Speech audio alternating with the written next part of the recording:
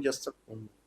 Okay, final ఒకటి sir, క్రైస్తవుల పైన సుప్రీంకోర్టు ఇచ్చినటువంటి తీర్పు పైన మీ అభిప్రాయం ఏంటి? అదేవిధంగా క్రైస్తవులకు యేసుక్రీస్తు ప్రభువుగా నమ్ముతున్నటువంటి వ్యక్తులకు కులం ఉంటుందా అంటే మీరేమంటారు? యేసు ప్రభుని నమ్ముకుంటా అని విడిచిపెడతాం కదా బ్రదర్. యేసు ప్రభుని నమ్ముకున్నంతసేపు మన లోకంలో మనకు ఒక స్వేచ్ఛ ఉంది, రకరకాలుగా ఉంటాయి. కానీ యేసు ప్రభుని నమ్ముకుంటే యేసు ప్రభు ఒక్కడే శరణము. మిగతా బైబిల్ అయితే క్లియర్ గా చెప్తుంది, యేసు ప్రభు క్లియర్ గా చెప్తున్నాడు. ఈ కులాలు కానీ రకరకాలుగా ఆయనకి సంబంధం లేదు. ఆయన మాట్లాడే రెండు మాటలు, పరిశుద్ధత అపరిశుద్ధత, పరలోకము నరకము, పవిత్రత అపవిత్రత, ఇవే మాట్లాడతాడు. ఇదే కాన్సెప్ట్ లో బైబిల్ మొత్తం పోతా ఉంటుంది. ఇంకా వేరే దానికి అనేదానికి లేదు. కానీ మనం లోకల్లో జీవిస్తూ ఉన్నాం కాబట్టి, మన భారతదేశంలో జీవిస్తున్నాం కాబట్టి ఇవి ఖచ్చితంగా ఉంటాయి. అయితే అంబేద్కర్ గారు ఎప్పుడైతే రాజ్యాంగాన్ని రాసినప్పుడు 1950లో ఆర్టికల్ ప్రకారంగా 3వ పారాగ్రాఫ్ లో కొంతమంది ఈయన రాసేటప్పుడు క్రైస్తవులైన వారు ఎవరైతే ఉన్నారో, ఈ కేథలిక్ కి సంబంధించిన వ్యక్తులు, వాళ్ళు అంబేద్కర్ గారికి సూచనలు ఇచ్చారు. ఏమని? క్రైస్తవులకి కులం అనేది ఉండదండి, క్రైస్తవులకి కులంతో పని లేదు, వాళ్ళు యేసు ప్రభువుని నమ్ముకోవడంతో ఇవన్నీ ఉండవు. ఓకే, వెళ్ళాను కూడా. కానీ వాళ్ళు ఏమన్నారంటే క్రైస్తవులకి ఏం తక్కువ అండి, క్రైస్తవులకు బయట నుంచి బాగా ఉంటది, క్రైస్తవులైన వారు దాన ధర్మాలు చేస్తారు కానీ క్రైస్తవులు ఎక్కడ కూడా అడుక్కోరు, క్రైస్తవులు ఇలాంటివి పట్టించుకోరు అని చెప్పి రకరకాలుగా అంబేద్కర్ గారికి మన క్రైస్తవులు కొంతమంది తెలివి తక్కువ తమ్ములు చెప్పుడు బట్టి అంబేద్కర్ గారు ఏదైనా జీవితం మొత్తంలో ఎక్కడైనా చిన్న బ్లండర్ కానీ మిస్టేక్ కానీ చేశాడంటే అది నేనంటే ఇదే మిస్టేక్ అంటాను. ఈ పారాగ్రాఫ్ పెట్టుడు బట్టి ఈరోజు దళిత క్రైస్తవులు ఈ విధంగా పోరాటము, ఇబ్బంది పడవలసిన పరిస్థితి రావడం అంబేద్కర్ గారు చేసిన జీవితంలో ఒక చిన్న మిస్టేక్. ఏ మిస్టేక్ అయినా చేశాడంటే ఇది ఒక్క మిస్టేక్ చేశాడని ఇది క్రైస్తవులు చెప్పుడు బట్టి. అయితే సుమారుగా 1950 నుంచి కూడా ఇప్పటి వరకు సుమారుగా ఈ 76 సంవత్సరాలు ఈ యొక్క పోరాటం జరుగుతుంది. ఇది కొత్తగా వచ్చింది కాదు, సుప్రీంకోర్టు మొన్న ఇచ్చింది కాదు, ఇది 1950 నుంచి నడుస్తుంది. మొన్న ఆంధ్రలో ఎవరో పాస్టర్ గారు కేసు వేయడం, ఎస్సీ ఎస్టీ అట్రాసిటీ యాక్ట్, అది హైకోర్టు నుంచి సుప్రీంకోర్టుకు వెళ్ళాలి, సుప్రీంకోర్టులో తీర్పు వచ్చింది. బాబు 1950 యాక్ట్ ప్రకారంగా, కాన్స్టిట్యూషన్ ప్రకారం యు ఆర్ నాట్ ఎలిజిబుల్, నువ్వు క్రైస్తవుడు అన్నప్పుడు నీకు ఎస్సీ ఎస్టీ అట్రాసిటీ యాక్ట్ వర్తించదు అని చెప్పి సుప్రీంకోర్టు కొట్టివేసింది. అదేం కొత్తగా, దాన్ని మీడియా కొద్దిగా ఎక్స్పోజ్ చేసింది, అది కొత్తగా వచ్చిందని చెప్పి అంటున్నారు. అయితే కొంతమంది పెద్దలు, ఇప్పుడు గాలి వినోద్ కుమార్ గారు అనుకుందాము, లేకుంటే మందకృష్ణ మాదిగ గారు అనుకుందాము, లేకుంటే ఆంధ్రలో ఉన్న ఐఏఎస్ విజయ్ గారు అనుకుందాము, ఇంకా రకరకాల పెద్దలు ఎవరైతే ఉన్నారో ఈ దళిత హోదా కోసం, ఎస్సీ రిజర్వేషన్ కోసం రకరకాలుగా వారు పోరాటాలు చేస్తూ ఉన్నారు. మంచిదే పోరాటం చేయడం. కానీ నేను ఏమంటానంటే, మనం మీ అధికారులకు మీరు లోబడి ఉండండి అని బైబిల్ అంటా ఉంది కదా, మనం మీ అధికారులతో మీకు ఎందుకు భయం అంటా నేను. వారు ఇచ్చిన ఏదైతే మనకి ఉందో దాన్ని పాటించు అంట నేను, వారికి లోబడి ఉంటూ వారికి వ్యతిరేకంగా ఎందుకు వెళ్తా ఉన్నావు అని అంట నేను, క్రిస్టియన్ అయితే. ఇప్పుడు ఈ పాయింట్లో నేను ఏమంటానంటే బ్రదర్, మనకి ఏదైతే ఇప్పుడు గవర్నమెంట్ నువ్వు క్రైస్తవుడుగా మారితే, ఎస్సీగా ఉండి క్రైస్తవుగా మారితే నీకు బీసీసీ వస్తుందని చెప్పన్నారు. హ్యాపీగా తీసుకో అంట నేను బీసీసీ. కానీ ఎక్కడ ప్రాబ్లం వస్తుంది, నీకు ఈగో హట్ అవుతాం, వీళ్ళకి జలస్ వస్తా ఉంది ఎస్సీలకి నీళ్ళకి వచ్చిన వాళ్ళకి. ఎందుకో, అరే నేను ఎస్సీలో నుంచి క్రైస్తవం తీసుకుంటే నాకు బీసీసీ ఇస్తా ఉన్నారే, మళ్ళీ బ్రాహ్మణుగా ఉన్నవాడు క్రైస్తవం తీసుకుంటే వాడికి బీసీసీ ఇవ్వట్లేదే, రెడ్డిగా ఉన్నవాడు బీసీసీ క్రైస్తవ్యాన్ని తీసుకుంటే వాడికి బీసీసీ ఇవ్వట్లే, వాడికి అట్లే ఓసీ ఉంది. ఇంకో నాయుడు లేకుంటే సిక్కో లేకుంటే ఇంకా ఎవరైనా కానీ వారు క్రైస్తవ్యాన్ని పుచ్చుకుంటే వారికి బీసీసీ ఇవ్వట్లే, వాని క్యాస్ట్ వానికి ఉంటుంది, వాని తోక వానికి ఉంటుంది. రెడ్డి కానీ, నాయుడు కానీ, యాదవ్ కానీ, గౌడ్ కానీ వానికి అట్లే ఉంటుంది. కానీ నా ఒక్కనికే ఏంటి ఒక వివక్ష అని చెప్పి నేను బయటకు వచ్చి కొట్లాడతాం. వీటన్నిటికీ నేను ఒక సొల్యూషన్ ఫైండ్ అవుట్ చేసిన. ఏ కులంలో నుంచి వచ్చినా అతను క్రైస్తవ్యాన్ని తీసుకుంటే క్రైస్తవుడు అయితే, గవర్నమెంట్ కి నా రిక్వెస్ట్ యొక్క ప్లాట్ఫామ్ నుంచి ఏంటంటే వారికి బీసీసీ ఇచ్చేయండి. సరే, వారు రెడ్డి అయితే రెడ్డి అని పెట్టుకోనివ్వండి, నాయుడు అయితే నాయుడు పెట్టుకోనివ్వండి, యాదవ్ అయితే యాదవ్ అని పెట్టుకొని అలాంటి ఒక జియోని తీసుకురండి. అది పోదు, మీ కులము పోదు అనే దాన్ని మీరు పెట్టి ఒక నిమిషం బీసీసీ ఇచ్చిన తర్వాత, ఇప్పుడు ప్రజెంట్ బీసీసీకి ఏదైతే 1% ఉందో రిజర్వేషన్, దాన్ని 10% చేయడానికి పోరాటం చేయమంటారు, 15% చేయడానికి పోరాటం చేయమంట. ఇప్పుడు ఎస్సీ దాని మీద నువ్వు 76 సంవత్సరాల నుంచి పోరాటం చేసి ఇప్పుడు కూడా రాదు, ఇవ్వరు కూడా. నువ్వు బీసీసీ హ్యాపీగా తీసుకొని నా రిజర్వేషన్ పెంచని చెప్పి పోరాటం చేసి నీ రిజర్వేషన్ పెంచుతారు. ఎందుకంటే ఓసీలో ఒక 10 మంది ఉన్నారు, 100 మంది క్రైస్తవులు అనుకుందాం లేదు, ఓసీలో 10 మంది ఉన్నారు, ఎఫ్సీలో 10 మంది ఉన్నారు, ఎస్టీలో 10 మంది ఉన్నారు, ఎస్సీలో 10 మంది ఉన్నారు. ఇట్లా 10 కాస్త బీసీసీలోకి వచ్చేసరికి 10 మందే ఉన్నారు. కానీ గవర్నమెంట్ దృష్టిలో, సెంట్రల్ గవర్నమెంట్ దృష్టిలో, స్టేట్ గవర్నమెంట్ దృష్టిలో క్రైస్తవులు అంటే బీసీసీ మాత్రమే. నష్టం ఎవరికి కలుగుతుంది? క్రైస్తవులు ఎంతమంది మీరు చెప్పండి. క్రైస్తవులు ఎంతమంది ఇప్పుడు గవర్నమెంట్ దృష్టిలో? నాకు తెలిసి ఒక 25. ఇప్పుడు నేను చెప్పిన లెక్క ప్రకారం ఉదాహరణ ఎంతైనా కావచ్చు. ఉదాహరణ క్రైస్తవులు అంటే బీసీసీ అంటేనే క్రైస్తవులు, అంతేనా? ఒక 10 మందే ఉన్నారు. ఇప్పుడు గవర్నమెంట్ దృష్టి చూసినప్పుడు, లెక్కలు తీసినప్పుడు, జనాభా లెక్కలు తీసినప్పుడు క్రిస్టియానిటీ ఎంతరా అంటే ఎంత వస్తుంది అంటే మాక్సిమం 60% రావచ్చు. నా ప్రశ్న మీరు అర్థం చేసుకోవట్లేదు, మళ్ళీ చెప్తాను. అందుకే వీక్షకులకు అర్థం కాదు. ఇప్పటిదాకా ఈ పోరాటం దీని మీద ఎవరు చేయలేదు. ఇదే రైట్ ప్లాట్ఫామ్, రైట్ వే. ఈ పోరాటం చేస్తే ఖచ్చితంగా మనకి చాలా మేలు కలుగుతాయి. ఆ మేలు కూడా నేను చెప్తాను ఏంటనేది. ఓసీలో 10 మంది ఉన్నారు, 100 మంది క్రైస్తవులు అనుకున్నాం బ్రదర్. 100 మంది క్రైస్తవులు, 100 మందిలో ఓసీలో 10 మంది, ఎఫ్సీలో 10 మంది, ఎస్సీలో 10 మంది, ఎస్టీలో 10 మంది, ఇంకా వగరా 2000 నుంచి 4000 దాకా ఏవైతే ఉపకులాలు ఉన్నాయో అన్నిట్లో జమాయించిపోయి ఉన్నారు అనుకున్నా. అందులో 2 ఇంట్లో. కానీ బీసీసీలోకి వచ్చినప్పుడు మాత్రం 10 మందే ఉన్నారు. బీసీసీ అంటేనే కదా క్రిస్టియానిటీ, క్రిస్టియానిటీ అంటేనే కదా బీసీసీ. ఎంతమంది ఉన్నారు ఇప్పుడు ఇందులో చెప్పండి? ఎంతమంది ఉన్నారు? అంతే ఉంటారు. మీరు చెప్పండి. అంతే ఉంటారు సార్. 10 మందే కదా. ఇప్పుడు నష్టం ఎవరు కలుగుతుంది? చెప్పండి.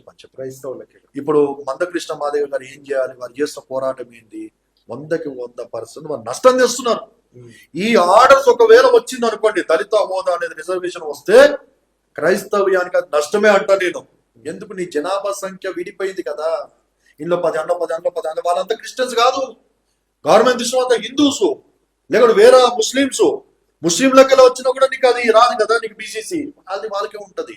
నష్టపోయేది క్రైస్తవుడే. ఇక్కడ నేనేమంటాను గవర్నమెంట్ కంటే, అందరిని తీసుకొచ్చి ఒక షెడ్ కింద పెట్టిండి అంటాను, ఒక అంబ్రెలా కింద.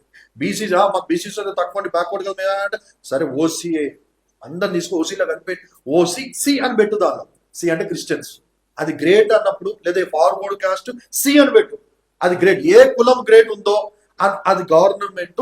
ఎందుకంటే ఇప్పుడు కేథలిక్ లో ఉన్న బ్రాహ్మణ బీసీసీలో పెట్టొస్తాం అని అనుకుంటే, నువ్వు ఒక నిర్ణయం చేసి ఒకే ఒకటి పెట్టు, దానికి ఆ 10 ఈ 10 అందరిని తీసుకుని ఇలా పెట్టు. ఇప్పుడు గవర్నమెంట్ దృష్టిలో జనాభా సంఖ్యలో క్రిస్టియానిటీ అంటే ఎంత వస్తుంది చెప్పండి? అంతే వస్తుంది కదా సార్. ఇప్పుడు దాంట్లోకి దానికి వస్తుంది. ఎంతమంది వస్తుంది? ఎంత వస్తుంది? ఎట్లా పెరుగుతుంది?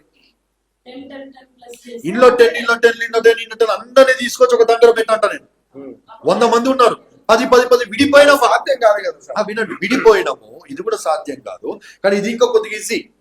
ఇది ఈజీ మాట. ఇది 76 years నుంచి చేస్తా ఉన్నావు కదా, కాలేదు కదా? కాదు. ఎందుకు? క్రైస్తవులు తక్కువగానే ఉండాలి. వాళ్ళు మెజారిటీ. క్రైస్తవులైన వారు ఇండియాలో మెజారిటీగా ఉన్నారు. చాలా మంది ఆంధ్రలో మెజారిటీ ఉన్నారు, Telangana majority. Christianity is not minority in India, Christianity is majority. అది ఎవరికి తెలియదు. అది ఇలాంటి విషయాలు ఎందుకంటే 10 గవర్నమెంట్ మనం విడతీసి డివైడ్ రూల్ చేస్తా ఉన్నది. ఇప్పుడు ఇలా మాదిగలు మాలయాలు కొట్లాడుకుంటా ఉన్నారు. మళ్ళీ మాదిగలకు వచ్చినప్పుడు మాదిగ క్రిస్టియన్లు, దళిత క్రిస్టియన్లు, దళితులు వేరేగా అయిపోయినారు. వీళ్ళు కొట్లాడుతూ ఉన్నారు. మన దగ్గర ఎక్కడ యూనిటీ? Divide rule. అనగారిన వర్గాలు ఎవరైతే ఎస్సీలు ఉన్నారో సార్, ఎస్సీ ఎస్టీ బీసీ వాళ్ళు ఉన్నారో, దళిత బహుజనులు ఉన్నారో, వాళ్ళకు ఎస్సీగా ఉన్నప్పుడు నాకు కొంచెం రిజర్వేషన్ ఉంది కదా, బీసీసీ సర్టిఫికేట్ తీసుకుంటే నాకు రిజర్వేషన్ తగ్గుతుంది అనే ఆలోచన మీద వాళ్ళు బీసీ సర్టిఫికేట్ తీసుకోలేకపోతున్నారు. ఒకటి. తర్వాత ఒక క్రైస్తవుడిగా ఉన్నటువంటి వ్యక్తి బీసీసీ సర్టిఫికేట్ తీసుకోవాల్సిన అవసరం ఏంటి అసలు? అదే మీరు తీసుకోవాలి అని మీరు అంటున్నారు కదా. అదే తీసుకున్న తర్వాత అదే బీసీసీ ఏదైతే కులం తీసుకున్నాడు వాడు, ఆ కులం కోసం మీరు రిజర్వేషన్ కోసం మీరు పోరాడండి అని అంటున్నారు కదా. మీరు చచ్చిపోయేంత వరకు మీరు దాంట్లో మనకి ఏదైతే రిజర్వేషన్ పెంచాలంటే పెంచుతారు వాళ్ళు? పెంచే అవకాశం ఏమన్నా మీకు 1% అయినా కనిపిస్తుంది? అలాంటి క్రైస్తవులు అయితే నాకు రిజర్వేషన్ వద్దా అంటారు. నాకు వైట్ రేషన్ కార్డు కూడా లేదు. దేవుని కృపను బట్టి నేను బ్రతుకుతున్నా. ఎందుకంటే మీరు తాత ముత్తాతల నుంచి ఫుల్ ఆస్తి పరులు అని చెప్పుకున్నారు కదా. ఇప్పుడు నాలాంటి దళితుడు ఎవడైతే ఉన్నాడో, నేను మట్టి పని చేసి నా కడుపుకు ఈ రోజు పని చేస్తే రేపే నా కడుపు నిండుతుంది అనే ఆలోచన విధానంతో అట్లాంటి వ్యక్తి నేను క్రైస్తవుడిగా ఉన్న ఈ విధంగా ఉన్నా, బట్ నేను అందుట్లో పోతే ఇది కూడా నాకు తగ్గుతుంది కానీ ఆలోచించే వ్యక్తులు చాలా మంది ఉన్నారు. క్రిస్టియానిటీలో మనం చర్చిలో నేర్పించేది ఏంటి? దేవుడే మనకు సహాయకుడు, దేవుడే ఇచ్చును, కొండల వైపు చూడు ప్రార్థన చేయమంటాం. క్రైస్తవులకు మన విశ్వాసం నేర్పించేది అది. ఏదున్నా నువ్వు దేవుడికి చేయి. గవర్నమెంట్ కానీ మనుషుల వైపు మనుషులను నమ్ముకుని ఉంటాం కంటే యెహోవాను ఆశ్రయించడం మేలని చెప్పి ఇదే నేర్పిస్తూ ఉంటాం. కానీ ప్రతి క్రైస్తవులు కూడా నాకు వాడు ఇస్తే ఏంది పోతే ఏంది అన్నట్టే ఎవరినే ముట్టినా కూడా ప్రొటెస్టెంట్స్ ఈ క్యాథలిక్ ని తప్ప ప్రొటెస్టెంట్ లో పోయి ఎక్కువ స్పిరిచువాలిటీ ఉన్న వారు మాత్రం ఈ విషయం పెద్ద పట్టించుకోరు. ఏమి లేకపోయినా కూడా రేషన్ కార్డు లేకపోయినా కూడా ఏమి లేకుండా దేవుడే ఇచ్చిన అని చెప్పి కూర్చుంటారు ఒక సబ్జెక్ట్. ఇప్పుడు మీరు నా గురించి మాట్లాడుతూ ఉన్నారు కానీ నాకు 3.5 లక్షల సాలరీ వదిలిపెట్టుకొని నేను ఇండియాకి వస్తే నాకు డబ్బులు ఎడికలు వస్తాయి. మా డాడీ సినిమాలో వదిలిపెట్టుకుని ఆయన సేవ చేస్తున్నా నాకు డబ్బులు ఎడికలు వస్తాయి.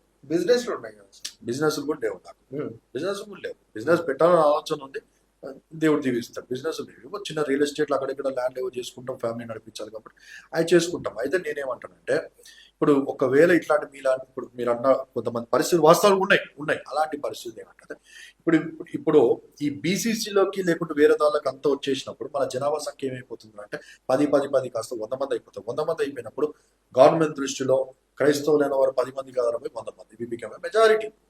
ఈ మెజారిటీ రావడం బట్టి ఏమవుతుందంటే ఈ మెజారిటీకి నువ్వు ఖచ్చితంగా ఇవ్వాల్సింది బెనిఫిట్స్ ఇవ్వాలి అని గవర్నమెంట్ అనుకోవాలి, మనం కూడా పోరాటం చేయాలి. ఇప్పుడు ప్రజెంట్ 1% ఉంది మనకి రిజర్వేషన్.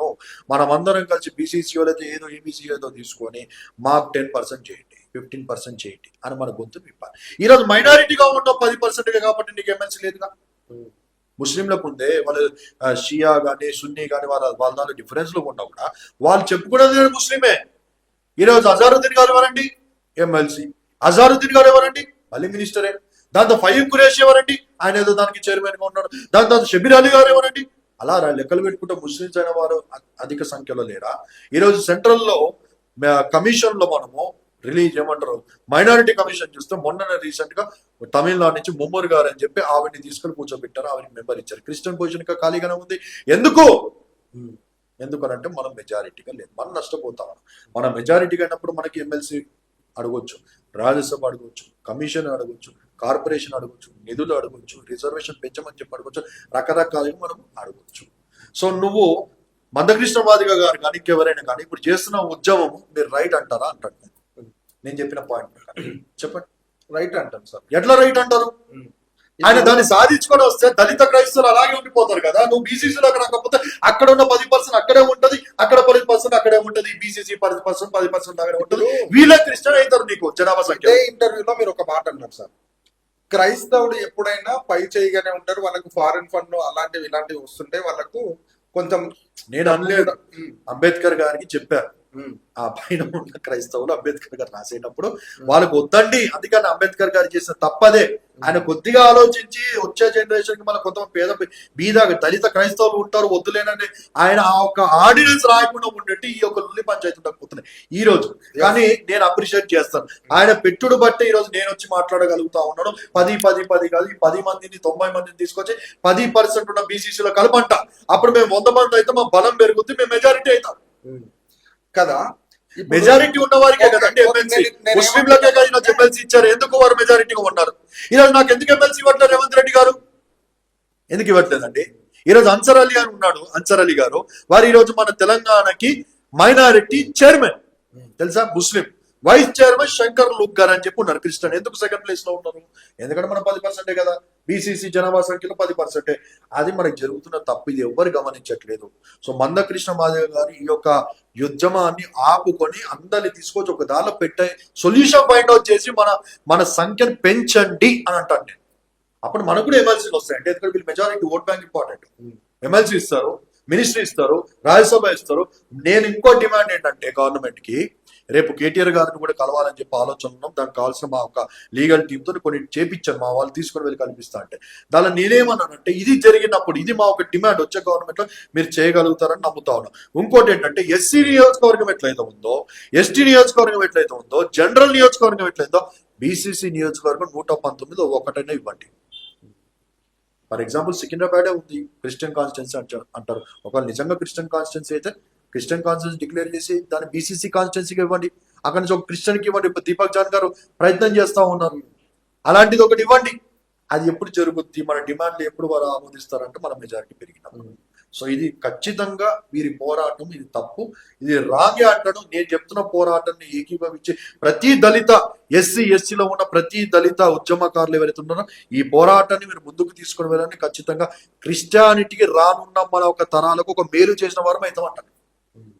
మూడోది, ఒక క్రిస్టియన్ అట్రాసిటీ యాక్ట్ కావాలని చెప్పి అడుగుతాను. ఎట్లయితే SC/ST అట్రాసిటీ యాక్ట్ ఉందో Christian atrocity act is very important. తద్వారా ఒక 10 సంవత్సరాల జైలు శిక్ష అట్రాసిటీ యాక్ట్ పడ్డదంటే, తద్వారా ఒక 10 లక్షల జరిమానా. ఈ యొక్క ఇప్పుడు ఎట్లయితే రేవంత్ రెడ్డి గారికి నేను హ్యాట్స్ ఆఫ్ చెప్పాలి, కృతజ్ఞత చెప్పాలి. ఎందుకంటే హేట్ స్పీచ్ బిల్ తీసుకొచ్చారు. ఎవరు చేయింది? కాంగ్రెస్ గవర్నమెంట్ చేసింది. సో నన్ను ఎప్పుడు అంటూ ఉంటా కాంగ్రెస్ వ్యతిరేకము, కాంగ్రెస్ ఎప్పుడు విమర్శిస్తారు, కానీ నేను అంటూ ఉన్నా రేవంత్ రెడ్డికి సెల్యూట్ కొడతా ఉన్నా. రేవంత్ రెడ్డి గారు గ్రేట్, ఇలాంటి బిల్లు తీసుకొచ్చినందుకు. నేను రేవంత్ రెడ్డి గారికి రిక్వెస్ట్ ఏం చేస్తా ఉన్నానంటే, మీరు కానీ ఈ యొక్క క్రిస్టియన్ అట్రాసిటీ యాక్ట్ ని కానీ మీరు ప్రవేశపెట్టి తీసుకొని రాగలిగితే ఎవ్వడు కూడా ధైర్యం చేయడు చర్చి జోలిపోవడం. ఎవ్వడు కూడా పాస్టర్లు సువార్థికులు రోడ్ల మీద చెప్తుంటే ధైర్యం చేయదు. అట్రాసిటీ యాక్ట్ పడితే 10 సంవత్సరాలు జైలు శిక్ష, 10 లక్షల జరిమానా. సో ఇది కూడా మా ఒక డిమాండ్. ఓకే, ఇప్పుడు మందకృష్ణ మాదిగా చేస్తున్నటువంటి ఈ ఏదైతే ఉందో దళితుల కోసం చేస్తున్నటువంటి రిజర్వేషన్ కోసం ఏదైతే పోరాడుతున్నాడో అది మీ దృష్టిలో మీరు తప్పు అంటున్నారు. నేను తప్పు అనట్లేదు, ఆ పోరాటం చేయడం బట్టి నష్టము అంటాను. క్రైస్తవులకి నష్టం. మీకు టైం అవుతుందా? ఫైనల్ గా ఒక క్వశ్చన్ అడుగుతున్నా నేను. ఇప్పుడు ఫాస్టర్స్ గా ఉన్నటువంటి వ్యక్తులు ఎవరైతే ఉన్నారో వాళ్ళు దళిత బహుజనులు, SC/ST BC మైనార్టీలు ఎవరైతే ఉన్నారో, మైనార్టీని పక్కకు పెడితే వీళ్ళు ఎవరైతే ఉన్నారో హయ్యర్ హోదాలో ఉన్నటువంటి ఫాస్టర్స్ గా ఎవరైనా ఉన్నారా? ఇప్పుడు నేను ఎగ్జాంపుల్ గా నా పేరు ప్రేమ్ కుమార్, నేను మాదిగ జాతి ముద్దు బిడ్డను. నాకు సంబంధించినటువంటి మాదిగ జాతికి చెందినటువంటి హయ్యర్ హోదాలో ఉన్నటువంటి ఏ ఒక్కరైనా పాస్టర్స్ ఉన్నారా? నాకు తెలియదండి. హయ్యర్ కులముల్లో బ్రాహ్మణులుగా, కాపులుగా ఉన్నవారు తెలుసు, కానీ మాదిగ సోదరులు ఎవరైనా ఉన్నారో నాకు తెలియదు కదా. తెలియదు కదా. మీ కళ్ళకు కనిపిస్తున్నటువంటి వ్యక్తులు ఒక బ్రాహ్మణిజం, ఒక రెడ్డియిజం, ఒక వెలమయిజం, వీళ్ళే హయ్యర్ హోదాలో ఉండి పాస్టరిజం చేస్తున్నటువంటి వ్యక్తులే మీకు కనిపిస్తున్నారు కదా. రేపు ఇప్పుడు ఉన్నటువంటి దళిత బహుజనులు ఎవరైతే రిజర్వేషన్ కోల్పోయి BC సర్టిఫికేట్ తీసుకున్నారో దేవుని కోసము, తీసుకున్న తర్వాత ఒక ఎమ్మెల్సో లేకుంటే ఇంకేదో కావాలని ఇప్పుడు పోరాటం చేస్తున్నాం మనం అనుకోండి. ప్రజల కోసం క్రైస్తవుని తరపున అసెంబ్లీలో కూడా మాట్లాడడానికి కావాలి అనుకుంటున్నాం. ఆ రోజు ఎవరైనా దళితుడు అసెంబ్లీలో కూర్చోవడానికి అవకాశం ఉంటుందా? లేదంటే ఫాస్టరిజం లో ఉన్నటువంటి BCC సర్టిఫికేట్ తీసుకున్నటువంటి ఓ సతీష్ కుమారో లేకుంటే ఇంకెవరో హయ్యర్ హోదాలో ఉన్నటువంటి ఒక బ్రదర్ అనిల్ కుమార్ రెడ్డి, ఇంకెవరో రెడ్డి సామాజిక వర్గానికి చెందినటువంటి వ్యక్తులే లేకుంటే నాయుడు మీరున్నారు, మీలాంటి వ్యక్తులే అసెంబ్లీలో కూర్చోడానికి అవకాశం ఉంటది. కానీ ఇదే సమాజంలో ఒక మాదిగోనికి అసెంబ్లీలో కూర్చొని మాట్లాడే అధికారం మీరు కల్పిస్తారా? BCC సర్టిఫికేట్ తీసుకున్న తర్వాత, BCC సర్టిఫికేట్ తీసుకున్న తర్వాత నీ ఇంట్లోకి తీసుకెళ్లి అదే రెడ్డి కులానికి చెందినటువంటి వ్యక్తి, అదే వెలుమ కులానికి చెందినటువంటి వ్యక్తి, అదే కొన్ని సామాజిక వర్గాలకు చెందినటువంటి హయ్యర్ హోదాలు ఉన్న అగ్ర కులాలకు సంబంధించినటువంటి వ్యక్తులు ఎవరైతే ఉన్నారో వాళ్ళు నాతో పాటు చైర్స్ వేసుకొని ఇద్దరము ఆపోజిట్ లో కూర్చొని ఒక మాదిగ జాతికి చెందినటువంటి వ్యక్తిని నేను కాబట్టి నేను ముద్ద తినిపిస్తే వాడి నోట్లో పెడితే వాడు తినడానికి సిద్ధంగా ఉంటాడా? BCC సర్టిఫికేట్ తీసుకున్నంత మాత్రాన సర్టిఫికేట్ చేంజ్ అవుతుందేమో కానీ మనుషులు చేంజ్ అవుతారా? దీనికి మీరు ఏమంటారు?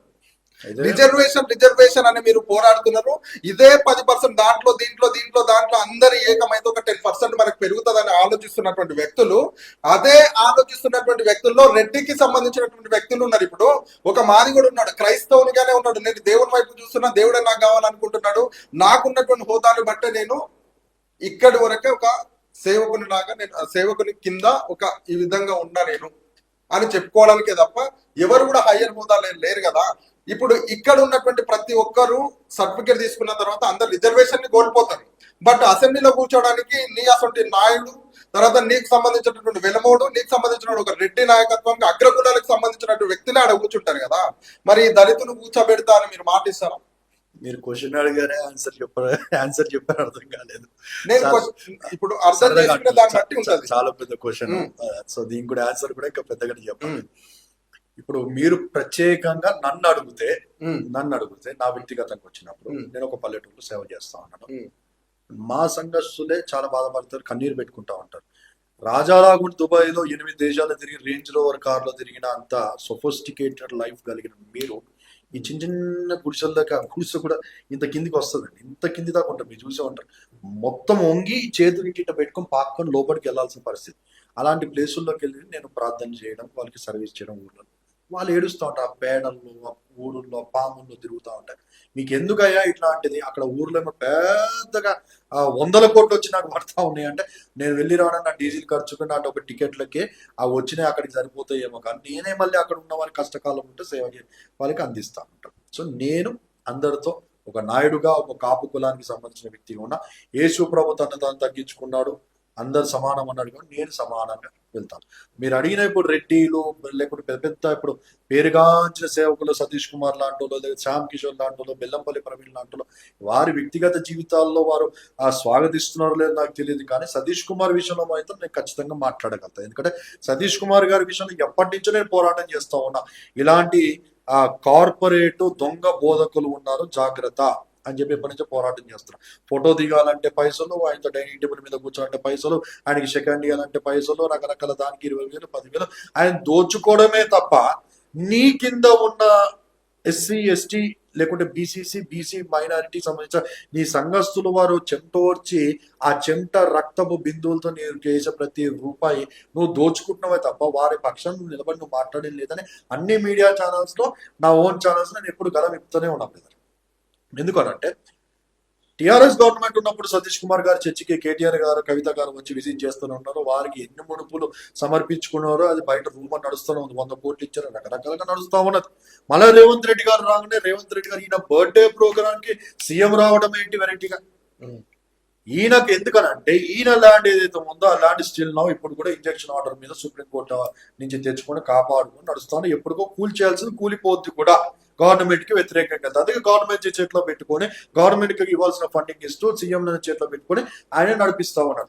నీకు అవసరం అయితే నువ్వు సీఎంలను పిలుస్తావు, నీకు అవసరం అయితే నువ్వు జడ్జిలని లేకుంటే అడ్వకేట్లని నువ్వు పెట్టుకొని నువ్వు వాదించుకుంటావు, నీకు అవసరం అయితే నువ్వు కావాల్సిన టీంలని నీ వ్యవస్థను మొత్తం నువ్వు వాడుకుంటావు.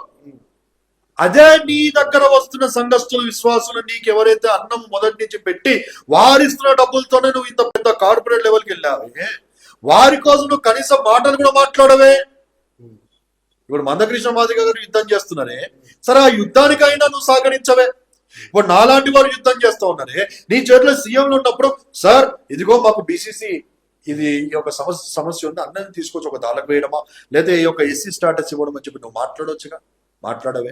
క్రిస్టియన్ అట్రాసిటీ యాక్ట్ కావాలంటే మా మీద దాడులు జరుగుతూ ఉన్నాయని చెప్పి నువ్వు మాట్లాడవే. సో సతీష్ కుమార్ గారు ఆయన ఎప్పుడు కూడా మా దృష్టిలో రాంగ్ వ్యక్తి. ఆయన ఈ కార్పొరేట్కి వెళ్ళిపోయిన వ్యక్తుల. మూడోది మీరు అన్న ప్రశ్న, నాయుడు మీరే వెళ్ళి కూర్చుంటారు అంటే నాకు అవకాశం ఇస్తే నేను ఖచ్చితంగా వెళ్ళి కూర్చుంటాను. నాతో పాటు 10 మంది మీలాంటి వాళ్ళు కూడా తీసుకెళ్ళి కూర్చోబెడతా అంటాను. నాకు ఎవరు అవకాశం ఇవ్వట్లేదే. మొన్ననే ఎగ్జాంపుల్ చెప్పాను కదా, నేను వస్తున్నాను అని అంటే నేను ఎక్కడ పెరిగిపోతానని భయంతో వాన్సీట్కి ప్రాబ్లం వస్తుందని చెప్పి నన్ను వెనుకకి లాగేటోనే ఉన్నారు. రకరకాలుగా వెనుకకి లాగిన తొక్కేసి నా మీద నిందలేసి నన్ను బ్లేమ్ చేసి రకరకాలుగా నన్ను బయటికి రాకుండా చేయాలనుకున్న వాళ్ళే కనబడ్డారు తప్ప నాకు సపోర్ట్ చేయాలనుకున్న వారు ఎవరు లేరు. అయితే పీటర్ అనే వ్యక్తి, నేను నా ఒక వ్యక్తిత్వం ఎట్లాంటిదంటే ప్రతి ఒక్కరిని సమానంగా చూస్తాను. నేను ఎక్కడ కూర్చుంటే వారిని అక్కడ కూర్చోబెడతాను. నేను ఏం తింటే నేను వారికి అది పెడతాను. రేపు నేను ఖచ్చితంగా ఒక అసెంబ్లీలోనో పార్లమెంట్లో వెళ్ళి నేను మాట్లాడితే నేను ఖచ్చితంగా నాయకుడైన వాడు నాయకుడిని తయారు చేస్తాను, నేను ఖచ్చితంగా నాయకుడిని తయారు చేస్తాను. అది దళిత అయినా, మాదిగ అయినా, మాలైనా, ఇక ఏదైనా కానీ నాకు వాటి సంబంధమే లేదంట. నేను అలాంటి వాడే కదా పాస్టరు, అలాంటి వాడే కదా దేవుని బిడ్డ, అలాంటి వాడే కదా క్రైస్తవుడు, అలాంటి వాడే కదా నాయకుడు. కుల మతాల భేదాలు లేకుండా ఉండేవాడే నాయకుడు. అన్ని భేదాలు పెట్టుకునేవాడా ఇప్పుడు మనం చూస్తున్న బీజేపీలో, ఆర్ఎస్ఎస్ లో బండి సంజయ్ లాంటి వాళ్ళు లేకుంటే వీళ్ళు కనబడుతూ ఉన్నారు. మనం అలాంటి వారు కాదని చెప్పి నేను ఖచ్చితంగా చెప్తాను. ఓకే సార్, ఇప్పుడు మందకృష్ణ రిజర్వేషన్ కోసం పోరాడుతున్నాడు కదా, అది మీరు బీసీ సర్టిఫికేట్ తీసుకోండి అంటున్నారు కదా, కుల మతాలకు సంబంధం లేకుండా ఒక పాస్టర్ దేవిస్తాడు కదా. ఇప్పుడు ఇదే రిజర్వేషన్ కోసము ఈ బీసీసీ సర్టిఫికేట్ ఏదైతే తీసుకోమని మీరు చెప్పారో అది వద్దు అని చెప్పొచ్చు కదా. ఇప్పుడు దేవుడికి కులానికి మధ్య ఎందుకు ఇట్లా చిచ్చులు పెట్టడము? ఎవరి కులం వాళ్ళది, ఎవరి మతం వాళ్ళది. నా వయసు 18 సంవత్సరాలు నిండిన తర్వాత నాకు నచ్చినటువంటి మతాన్ని నేను స్వీకరిస్తా. అంతేగాని నాకు నచ్చినటువంటి మతాన్ని నేను స్వీకరించినప్పుడు నాకు మధ్యలో ఎందుకు కులాన్ని తీసుకొచ్చి యేసుక్రీస్తు ప్రభువుని నమ్ముకుంటే బీసీసీ సర్టిఫికేట్ తీసుకోవాలని మీరు అంటున్నారు అని దీనిపై మీరు పోరాటం చేయొచ్చు కదా. ఎవరి కులం వాళ్ళకే ఉండాలి, ఈ రిజర్వేషన్ మాకు వద్దు అని పోరాటం వై టు గో బ్యాక్ అనేది నా ఒక కాన్సెప్ట్. ఆల్రెడీ ఒక సిస్టాన్ని మనం ఫామ్ చేసినప్పుడు ఆ సిస్టమ్ ని మనము డీవియేట్ చేయడము, సిస్టమ్ ని డిస్టర్బ్ చేయడము, సిస్టమ్ ని కూలగొట్టడము అనేది అది బిగ్ టాస్క్ అంటాను నేను. ఉన్న సిస్టమ్ లో చిన్న కరెక్షన్ చేసుకుంటే బెటర్ కదా అంటారు. కుల వ్యవస్థనే మొత్తానికి డిమాలిష్ చేయి అని చెప్పే అనేది చాలా మంచి మాట, కానీ ఈజ్ ఇట్ పాసిబుల్ అనేది క్వశ్చన్ మార్క్ అక్కడ. ఇండియాలో కుల వ్యవస్థని నిర్మూలన చేయడము పాసిబుల్ మీరు చెప్పండి. అవుద్దా? అవుతుంది సార్. ఎలా అవుద్ది? అవుతుంది. ఎలా అవుద్ది? ఇప్పుడు ఒక దళితుడు ఉంటాడు, అంటే ఒక మాదిగ జాతికి చెందినటువంటి కులం వాళ్ళ- కులం కులం బేస్ మీద పోరాటం చేసేవాడు ఎస్సీ ఎస్టీ వాళ్ళు తప్ప ఉమ్. బ్రాహ్మణులు పోరాటం చేస్తారా? చెయ్యరు ఓసీలు వాళ్ళు. పోరాటం చేస్తారా? వాళ్ళు చెయ్యరు. ఎఫ్సీలు పోరాటం చేస్తారా? బీసీలు పోరాటం చేస్తారా? బీసీసీలు పోరాటం చేస్తారా? ఒక్క వర్గానికి సంబంధించిన వాడే కదా కుల నిర్మూలన కావాలి, కులం మీద మాకు కులము మమ్మల్ని విభేజిస్తా ఉంది, మా మీద వివక్ష చూపెడుతుందని ఒక ఎస్సీ దళితులకు సంబంధించిన వ్యక్తులు మాట్లాడడమే తప్ప మిగతా వాళ్ళు లేరు. కుల నిర్మూలనము కావాలని చెప్పి వారు తప్ప ఇంకెవ్వరు పోరాటం చేయట్లేదు. అది ఎలా పాసిబుల్ అవుద్ది? కాదు. ఎందుకంటే అగ్రవర్ణులు ఎవరైతే బ్రాహ్మణులు ఉన్నారో వాళ్ళే పరిపాలిస్తా ఉన్నారు. బ్రాహ్మణులే కదా, తలనే కదా పరిపాలిస్తా ఉంది. ఇండియాని పరిపాలిస్తుంది ఏంటి? బ్రాహ్మణులు. ఆర్ఎస్ఎస్ వ్యవస్థ, బీజేపీకి వెనకాల ఉండి నడిపిస్తుంది ఆర్ఎస్ఎస్. మోడీ గారు ఆర్ఎస్ఎస్, అమిత్ షా గారు ఆర్ఎస్ఎస్. వారు బయటికి హోమ్ మినిస్టర్ ప్రధానమంత్రి అయినా వాళ్ళు లోపల వేసుకుంటే కాకి నిక్కర్లే కదా అంట. నేను కాదని చెప్పి అంటారా నాకు? కిషన్ రెడ్డి గారు ఆర్ఎస్ఎస్, బ్రాహ్మణులే ఆర్ఎస్ఎస్ వ్యవస్థనే నడిపిస్తా ఉంది. ఆ నడిపించే వ్యవస్థ రూల్ చేయాలనుకుంటది కానీ ఈక్వల్ గా కూర్చోబెట్టుకోవాలని ఎలా అంటది? మరి ఆ పోరాటం వేస్ట్ అని చెప్పి అంటాను. టైం వేస్ట్, ఎనర్జీ వేస్ట్, నువ్వు ఆలోచన వేస్ట్. ఈ చిన్న కరెక్షన్ ఏదైతే ఉన్నానో తీసుకొచ్చి ఇలా వేసాను రా బాబు, దాని మీద పోరాటం చేయి, దాన్ని మనం సక్సెస్ అప్పుడు చేసుకోగలం. కూర్చోబెట్టుకుంటారా? ఎవరిని? ఇప్పుడు క్రైస్తవులు ఎప్పుడైనా కూర్చోబెట్టుకుంటారండి, బ్రాహ్మణులు కూర్చోబెట్టుకోరు. అదే సార్, బ్రాహ్మణులు రాణిస్తారా దళితుల్ని గుళ్ళోకి? ఒక బ్రాహ్మణుడు దళితుడు గుర్రం ఎక్కాడని చెప్పి యూపీలో కొట్టి చంపాడని చెప్పి, నీళ్ళు తాగాడని చెప్పి వాడిని కొట్టి చంపారండి, పెళ్లి చేసుకున్నాడని చెప్పి కొట్టి చంపారు. రకరకాలుగా మనం చూస్తా ఉన్నాము. ఇది బ్రాహ్మణ మనువాద ఆలోచన. ఇవన్నీ క్రైస్తవ్యంలోకి వచ్చి బీసీసీ సర్టిఫికెట్ తీసుకున్నాం అనుకో, ఇవన్నీ ఈసీసీ అనేది క్రిస్టియానిటీకి మాత్రమే, పైకి నువ్వు క్రిస్టియన్ అని చెప్పుకోవడానికి మాత్రమే సర్టిఫికేట్. ఐడియాలజీ ఆ ఒక సైకాలజీ మార్చాలంటే, ఆలోచన మార్చాలంటే ఒకవేళ నువ్వు క్రైస్తవుడి ఒక మాదిగోనికి చెందినటువంటి వ్యక్తి నువ్వు బీసీసీగా తీసుకున్నా నీవు సర్టిఫికేట్ చేంజ్ అయితే తప్ప నీ కులము నిన్ను గుర్తించేది మాత్రం మాదిగోని లాగానే గుర్తిస్తుంది. అది నువ్వు చెప్పుకోవాలన్నప్పుడు చెప్పుకోవచ్చు. నేను మాదిగా బిడ్డానని చెప్పి నువ్వు గ్రాండ్ గా గ్రేట్ గా చెప్పు. చాలా మంది కాలర్లు ఎగరేసి దే ఫీల్ ఏమంటారు, ప్రౌడ్ గా చెప్పుకుంటారు. వాళ్ళు I'm proud to be Indian అన్నాడు, I'm proud to be this caste అని చెప్పి వాళ్ళు చెప్పుకుంటారు. తప్పు లేదు. వాడు ప్రౌడ్ గా ఫీల్ అయినప్పుడు మనం ఎందుకు వద్దని చెప్పకుండా నువ్వు చెప్పుకోండి చెప్పుకో, లేదా నేను బీసీసీ అని చెప్పుకుంటా, నువ్వు బీసీసీ చెప్పుకో. ఇప్పుడు బీసీసీ సర్టిఫికేట్ తీసుకోవడం వల్ల తప్పు లేదు అంటారు. తప్పు లేదు అంటారు. తీసుకొని 1% ఉన్న దాన్ని 10% చేయి, 15% చేయి, పోరాటం చేయంట. ఓకే సార్, ఫైనల్ గా మీరు క్రైస్తవులకు ఈ బీసీసీ సర్టిఫికేట్ గురించి చెప్పాలి అనుకుంటే ఏం చెప్తారు? ప్రతి ఒక్క సామాజిక వర్గానికి చెందినటువంటి వ్యక్తులు యేసుక్రీస్తు ప్రభువును అంగీకరిస్తున్నారు. ప్రతి ఒక్కరి గురించి మీరు చెప్పాలనుకుంటే మీరు ఏం చెప్తారు? నేనేమంటానంటే, మీరు ఒకవేళ ఎస్సీగా ఉండి రిజర్వేషన్ అనుభవిస్తున్నా, లేదా పోరాటం చేసి ఎస్సీ స్టేటస్ లేకుంటే దళిత స్టాటస్ ఆ రిజర్వేషన్ తెచ్చుకున్నా అప్రూవ్ చేసి వచ్చిన రేపు గవర్నమెంట్ నీకు నోటిఫికేషన్ రిలీజ్ చేస్తుందా? నా ప్రశ్న. రిజర్వేషన్స్ ఏవైతే ఉన్నాయో అవి అప్లికబుల్ అవుతాయా? నోటిఫికేషన్లు వచ్చినా మళ్ళీ ఇంట్లో దళిత క్రైస్తవులు వేరుగా ఉన్నారు, దళితులు వేరుగా ఉన్నారు, ఎస్టీలు వేరుగా ఉన్నారు, ఇంకా ఉపకులాలు వేరుగా ఉన్నారు. ఇంతమంది 100 మంది ఉంటే అక్కడ నీకు 1-2 సీట్లు ఉంటాయి కాలేజీలో, లేకుంటే ఉద్యోగాల రైల్వేలోనో ఎక్కడెక్కడో ఉద్యోగాలు 1-2 పదవులు ఉంటాయి. దాంట్లో ఫస్ట్ ప్రిఫరెన్స్ ఎవరికి ఇస్తావు? ఫస్ట్ ప్రిఫరెన్స్ ఎవరికి వస్తుంది? ఎవడు మళ్ళీ అందులో సెలెక్ట్ అవుతాడు? అందరికి సంబంధించిందే అది. మళ్ళీ ఎస్సీ అనేది మళ్ళీ అందులో ఎంతమంది సెలెక్ట్ అవుతారు వచ్చిన దాంట్లో, మళ్ళా అప్లై ఎంతమంది చేస్తారు, అప్లై అయిన తర్వాత సెలెక్ట్ అయిన తర్వాత ఎంతమంది జాయిన్ అవుతారు, ఇదంతా ఉంది కదా. అసలు గవర్నమెంట్ నోటిఫికేషన్ ఇస్తుందా? ఇది ఒక ప్రశ్న కదా. మరి వాట్ ఈస్ ద పాయింట్? నువ్వు ఇన్ని రోజులు కొట్లాడి తెచ్చుకుంటే నీకు దానిలో ఆల్రెడీ లక్షల మంది ఉన్నారు, కాంపిటీషన్ హెవీగా ఉంది. ఆ కాంపిటీషన్ ట్రాఫిక్ జామ్ ఏదైతే ఈ రూట్ ఉందో, రిజర్వేషన్ అనే route, SC reservation already there is lot of traffic అబ్బా. ఆ ట్రాఫిక్ లో పోయి నిలబడతాం ఏంట్రా బాబు అంటూ నేను. బీసీసీ అనేది ట్రాఫిక్ లేదు కదా, దానిలో రిజర్వేషన్ లేదు కదా, 1% ఉంది కదా, దానికి ఎవడు పోతలేడు కదా, దాన్ని ఎవడు ఉపయోగించుకోవట్లేదు కదా. నువ్వు ఇళ్ళకి రా, సర్వీస్ రోడ్లకి నీ గమ్యం ఏదైతే టార్గెట్ దాన్ని రీచ్ అవ్వడానికి ఇళ్ళకి రా, స్పీడ్కి వెళ్ళిపోతావు కదా, మీరు అందరూ దాని ముందుకు వెళ్ళిపోతాం. అక్కడ గమ్యం దగ్గర చిన్న గేట్ ఉంది, ఆ గేట్ ఓపెన్ చేపిద్దాం, 1% తీపించేసి 10% పెడతాం. 1% చిన్నగా ఓపెన్ ఉంది, దాన్ని పెద్దగా చేద్దాం, అందరం వెళ్ళిపోతాం. ఏది ఈజీ అంటారు. ఏదైతే ట్రాఫిక్ తక్కువ ఉంటుందో అదే ఈజీ అవుతుంది. ఇలా నీకు వచ్చినా కూడా నీకు ట్రాఫిక్ ఎక్కువ ఉంది. ఇలా బీసీసీలోకి నువ్వు వస్తే ఇలా నీకు ట్రాఫిక్ జామ్ లేదు, కాంపిటీషన్ లేదు కదా అంటారు. సో విచ్ ఈస్ బెటర్ అంటున్నాను. బీసీసీ నినాదమే మనకు ముద్దు, ఎస్సీ నినాదం మనకు వద్దు అంటారు. ఇదే బెటర్ అంటారు. ఓకే సార్, ఫైనల్ ఒక్క క్వశ్చన్ సార్, లాస్ట్ అండ్ ఫైనల్గా. కొంతమంది ఫాస్టర్స్ ఇప్పుడు నేను ఒక హిందువుగా ఉన్నా సార్, మిమ్మల్ని మీరు ప్రార్థన చేయండి అని నేను మీ దగ్గరికి వచ్చి ప్రార్థన చేయించుకున్నా, అంటే నాకు ఆ ఆలోచన వచ్చింది, చేయించుకోవాలనే ఒక మనసు కలిగింది, నేను చేయించుకుంటాను. అయితే కొంతమంది ఫాస్టర్స్ దాన్ని అడ్వాంటేజ్గా తీసుకొని వాళ్ళను టచ్ అంటే పడిపోవడం, కొంతమంది అయితే ఇట్లా చేయి పెడితేనే కింద పడిపోవడం, ఇవన్నీ వాస్తవాలే ఉంటాయి. తర్వాత మనిషి అంత దూరంలో ఉన్నప్పుడు ఇక్కడ ఉన్నటువంటి ఫాస్టర్ టచ్ అన్నప్పుడు అక్కడ నుంచి పడిపోవడం, ఇవన్నీ సాధ్యమేనా అసలు? అంటే బైబిల్ ప్రకారం మనం చూస్తే బ్రదర్, యేసు ప్రభు చెంగుని ముట్టుకొని కూడా రక్తస్రావం కలిగిన స్త్రీ శక్తిని ఉండడం. దాంట్లో యేసు ప్రభు పలకగా గెహర్జీ అనేటోడు ఉంటాడు, పోయి నీళ్ళు 7 సార్లు మునుగురానైనా మాటతో చెప్పక, పేతురు వెళ్తా ఉంటే దేవాలయం కూడా అడుక్కుంటాడు, యేసు నామములో లే, నా దగ్గర ఏం లేదు అంటే ఒంటివాడు లేచిన. అంటే వర్డ్ లో పవర్ ఉంది, మాటలో పవర్ ఉన్నది ఒకటి కనబడుతుంది. సో దాన్ని బట్టి వాళ్ళు ప్రొక్లైన్, ఎందుకంటే నువ్వు ఏది పలుకుతుంది జరుగున జీవమరణాలు 4వ వశమైనా బైబిల్ చెప్తా ఉంది కాబట్టి. టచ్ అనే అర్థాన్ని మనం చూస్తూ ఉంటాం జనరల్ గా.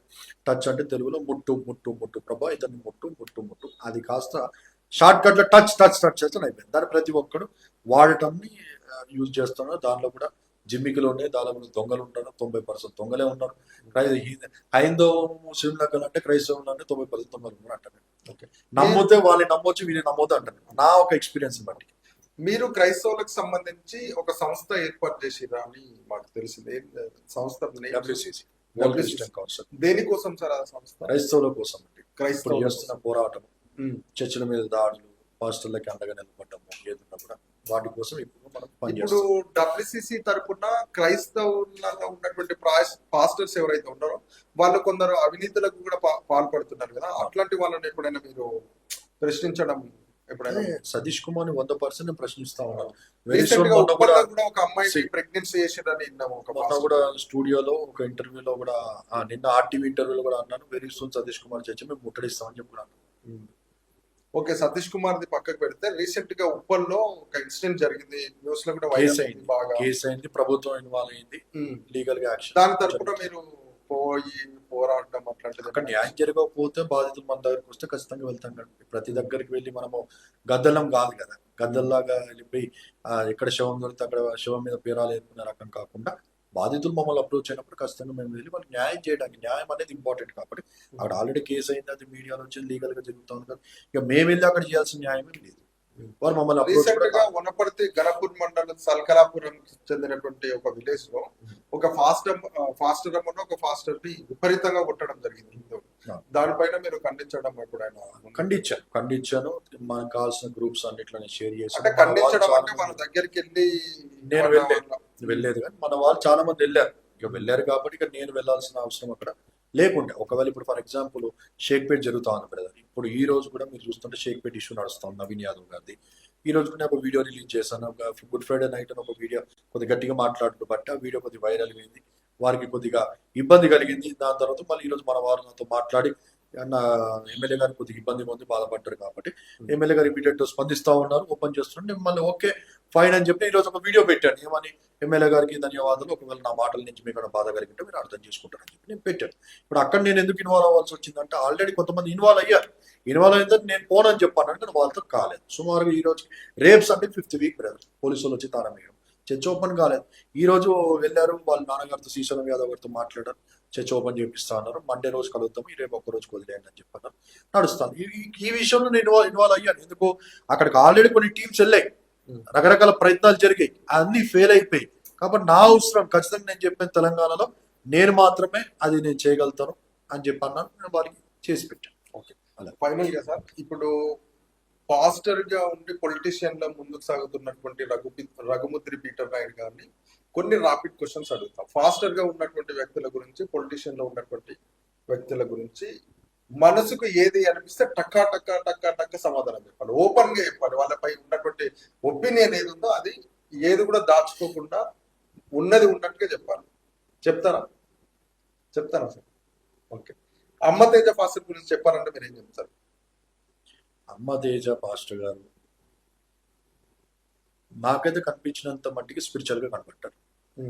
ఆయన మీద చాలా ట్రోల్స్ వచ్చాయి, అటుపండు అని చెప్పి. అటుపండు కాన్సెప్ట్ బైబిల్లో ఉంది. దాన్ని ప్రార్థన చేసి లోపలికి వెళ్ళినప్పుడు అద్భుతం చేస్తుంది. ఎందుకంటే నూనె కూడా మనం పోస్తాము, నీళ్లు పోస్తాము తాగి. కాబట్టి దానిలో తప్పలేదంట. ఆయన స్పిరిచువల్ వ్యక్తిగా కనబడ్డారు. బెల్లంపల్లి ప్రవీణ్ గారు, బెల్లంపల్లి ప్రవీణ్ అన్న కూడా స్పిరిచువల్ వ్యక్తే. బ్రదర్ అనిల్ కుమార్ గారు వైఎస్ఆర్సీపీకి సంబంధించినటువంటి బిజినెస్ పర్సన్ అంటారు. ఎందుకంటే ఆయన బిజినెస్ ఉన్నాయి. నేను దుబాయ్లో ఉన్నప్పుడు నా పక్కనే మీడియా సిటీలో ఆయనకి ఐటీ కంపెనీస్ ఉన్నాయి, రియల్ ఎస్టేట్ చేస్తూ ఉంటాడు. దాంతో పాటు ఆయన సేవలో కూడా ఉన్నారు. Is business person. Okay, Satish Kumar corporate, పక్కా పైసానే. మరి ఎప్పుడైనా ఆ చర్చిని క్లోజ్ చేసే ప్రయత్నం చేసిందా మీరు? నేనా? లేదా. ఆ చర్చి దగ్గరికి పోయి సతీష్ కుమార్ ను ఖండించడం, మీరు ఎందుకు ఈ విధంగా చేస్తున్నారు, మీరు ఇట్లా చేస్తున్నారు, అదే వెరీ సూన్ ముట్టడిస్తామని చెప్పాను. ఒకవేళ ఆయన కానీ క్రైస్తవుల పక్షాన మాట్లాడకపోతే ఖచ్చితంగా ముట్టడిస్తామని చెప్పాను. గత 10 ఏళ్ల పరిపాలనకు ఇప్పుడు జరుగుతున్న పరిపాలనకు మధ్యలో ఏది బాగుంది అంటే మీరు ఏం చెప్తారు? కేసీఆర్ గారి పరిపాలన బాగుంది అంటాను.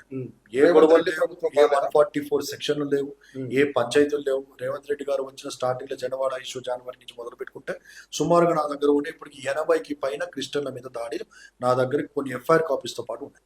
రేవంత్ రెడ్డి గారు వచ్చిన తర్వాత పేదలను ఇబ్బంది పెట్టుడే తప్ప ఆయన ఎక్కడ కూడా న్యాయం చేసినట్టుగా లేదు. మీ అభిప్రాయం రేవంత్ రెడ్డి పైన? ఆయన రియల్ ఎస్టేట్ వ్యాపారం కోణంలోనే రాజకీయాలను చూస్తున్నాడు తప్ప ప్రజల పట్ల ప్రజలకి చేయాల్సింది ఏంటి అనేది ఆలోచనలో వెళ్ళట్లేదు. KCR is a great leader. Great leader అంటారు. విజనరీ లీడర్ అని చెప్పంటారు.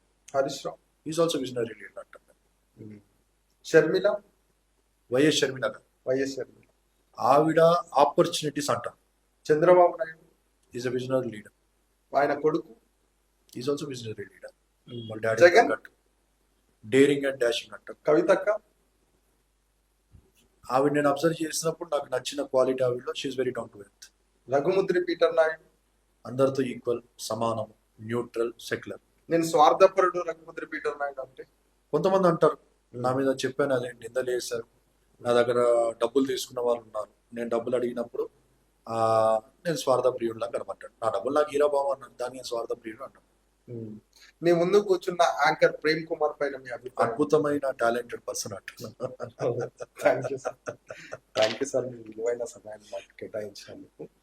ఈ ఇంటర్వ్యూ ప్రత్యర్థిని ఎట్లా ఇరుకున పెట్టాలో అన్ని ఏమంటారు వసికలు కలిగిన వ్యక్తి అంటాను నేను. Thank you so much sir. మళ్ళీ నెక్స్ట్ రాబోయే కాలంలో కూడా ఇంకా ఇలాంటి దానిపైన మీరు స్పందించాలి. అదేవిధంగా ప్రతి క్రైస్తవుడు ఏ విధంగా ఆలోచిస్తాడంటే ఎంతసేపు ఉన్నా నేను ఫాస్టర్ గా ఉండాలనే ఆలోచిస్తాడు తప్ప రాజకీయ కోణంలో ఎప్పుడు ఆలోచించాడు. ఎందుకంటే మీరు అన్నారు ఒక మాట, ఇప్పుడు ముస్లిం తరపున చూసినట్టయితే అజారుద్దీన్ గారు అసెంబ్లీలో ఉండి పోరాడుతున్నాడు ఒక ముస్లిం కోసం. అదే ఒక క్రైస్తవుడు కోసం పోరాడడానికి ఏ వ్యక్తి కూడా ముందుకు రాలేదు. కాబట్టి మీ టాకింగ్ పవర్ ని చూసి, మీ యొక్క బాడీ లాంగ్వేజ్ చూసి మీలాంటి వారు కూడా క్రైస్తవ సమాజానికి అవసరమని నేను ఈ ఇంటర్వ్యూలో అబ్జర్వ్ చేసింది మీకు ఓపెన్ గా నేను చెప్తున్నాను.